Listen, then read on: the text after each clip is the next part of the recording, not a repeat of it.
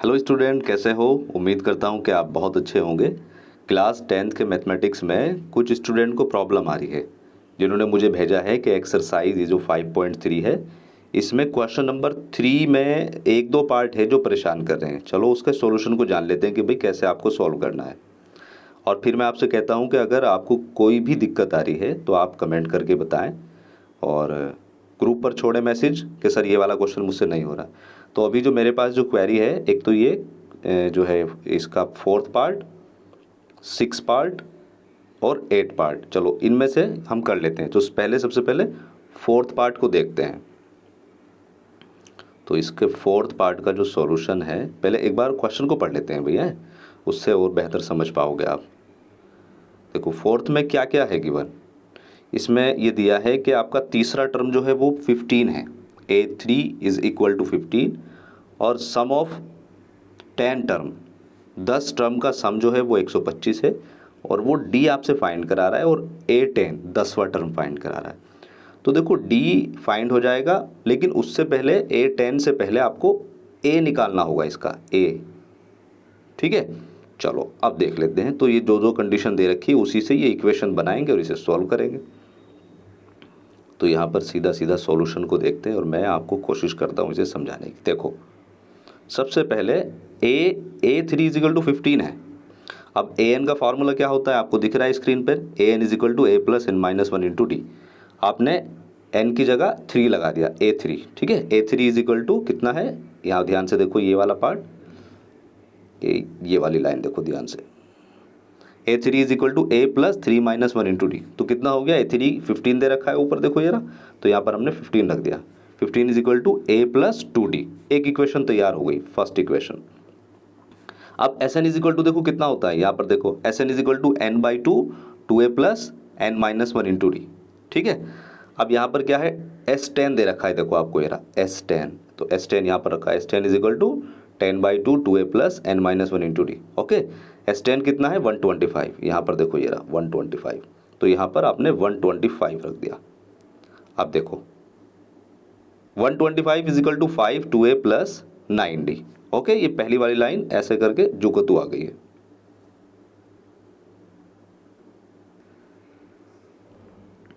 तो ये कितनी आ गई है, अब इसको चलो सॉल्व कर लेते हैं। जैसे ये वाली लाइन है ना, ये 125 is equal to 5 2A plus 9D।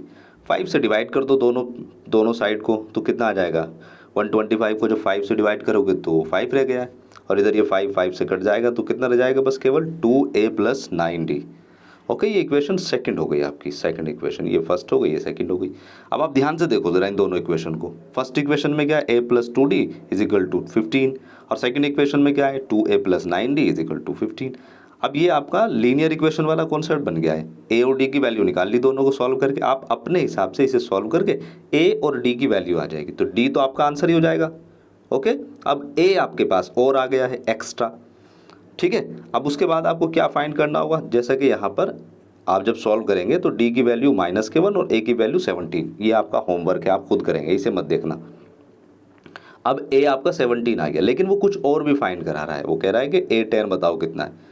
तो A10 कितना होता है भाई, A10 को क्या लिखते हैं हम, A10 is equal to A plus 9D, ऐसे तो लिखते हैं भाई। देखो यहाँ लिखा हो भी ये रहा, A10 is equal to A plus 10 minus one into D.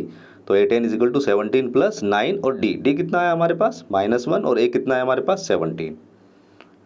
Value रखी यहाँ पर, और A10 कितना आ गया, 8 आ गया। उम्मीद करता हूँ समझ में आ गया होगा।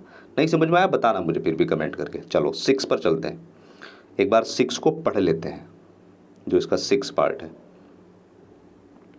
तो 6 पार्ट में भी कुछ इसी तरह की देखो कंडीशन, ये सब में ऐसी कंडीशन देंगे आपको। A is equal to 2, D is equal to 8, Sn is equal to 90, और N और An की वैल्यू निकालनी है। ठीक है, तो n तो निकाल लोगे आप, क्योंकि Sn इज इक्वल टू दे रखा है, Sn is equal to n by two 2A plus N minus one into D. तो ये 6 वाला पार्ट चलो आप देख लेते हैं भाई।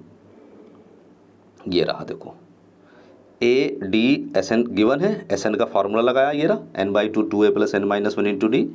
Sn की जगह 90 रखा, और n बाई टू A की जगह कितना 2 रख दिया, और D की जगह कितना 8 रख दिया। ये इक्वेशन तैयार कितनी हो जाएगी हमारे पास, 90 is equal to n 2 plus N minus one into 4, और ये तैयार हो गई इक्वेशन। भाई इसे सॉल्व कर लो आप। अब इसको सॉल्व करेंगे तो n की वैल्यू निकल कर आ जाएगी और वही आपका आंसर है।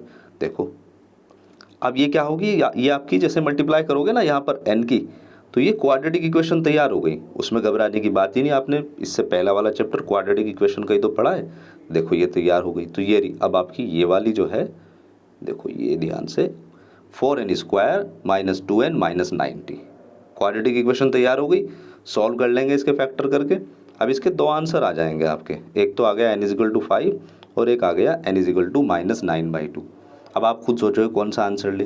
तो देखो कभी भी 9.5 थोड़ा ही आएगा। n का मतलब क्या होता है, n का मतलब होता है कि सीक्वेंस में किसी को रखना, नंबर 1 2 3 4। मैं आपसे कहूँगी कि क्लास में कितने स्टूडेंट है, आप ये थोड़े कहोगे 9.5 स्टूडेंट है। समझ पा रहे होंगे आप, एक सीक्वेंस में रखना नंबर, ठीक है। ये क्या है, नेचुरल नंबर है n1। तो इसका मतलब क्या है, ये 9.5 वाला जो पार्ट है आपका ये नहीं होगा। इसका मतलब n=5 आ गया। अब जब n 5 आ गया है आपके पास, तो n का मतलब कितना हो गया जो फाइंड करना है आपको, a5। a5 कैलकुलेट करेंगे 34, आंसर आ जाएगा आपका। ठीक है भाई।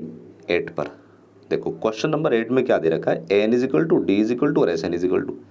तो यहाँ पर sn का फार्मूला लगाएंगे और यहाँ से आप क्या करेंगे, देखो an का फार्मूला और sn का फार्मूला, दो इक्वेशन बनेगी, उनको सॉल्व करके a की वैल्यू निकाल लेंगे, क्योंकि d आपके पास ऑलरेडी है। देख लो आप, चलो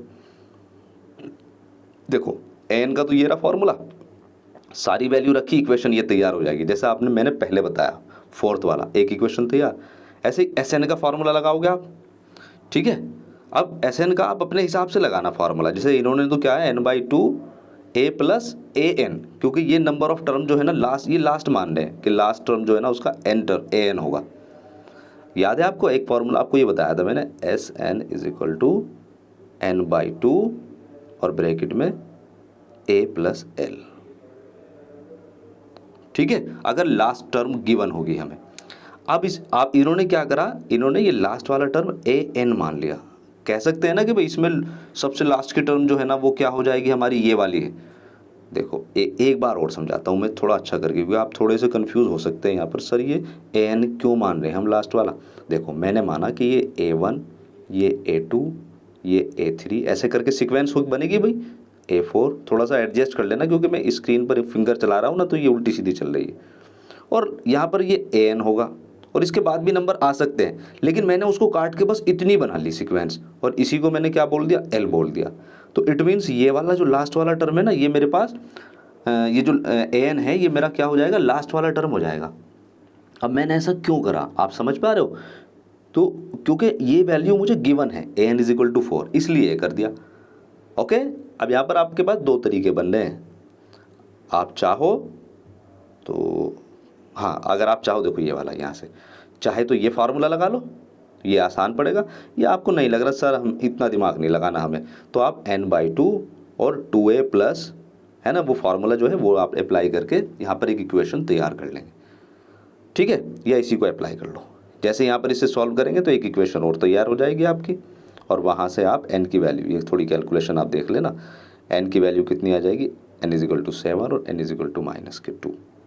लेकिन यहाँ पर फिर वही कंडीशन आ जाएगी, माइनस में तो हो ही नहीं सकती वैल्यू, इसका मतलब n=7 आ जाएगी। ऑलराइट। और उसके बाद ये n की वैल्यू ऊपर जो इक्वेशन 1 है जो बनाई है उसमें पुट करा आपने, और यहाँ से a की वैल्यू निकल कर आ जाएगी, जो है आपका आंसर है। ट्राई करके देखना, नहीं समझ में आएगा फिर एक बार रिपीट कर दूंगा, ठीक है। अब आप मुझे यही बताना कि कहाँ तक आपके क्वेश्चन हो रहे हैं। जो अभी तक हमने टास्क कंप्लीट कर लिया, जहाँ तक हम पहुँच चुके हैं, वहाँ तक अगर किसी को भी कोई दिक्कत है तो मुझे कमेंट करके या फिर व्हाट्सएप ग्रुप पर जो है ना वो सेंड करते हैं। ओके। इस वीडियो में इतना ही, अपना ख्याल रखें। God bless you, thanks for watching, bye bye.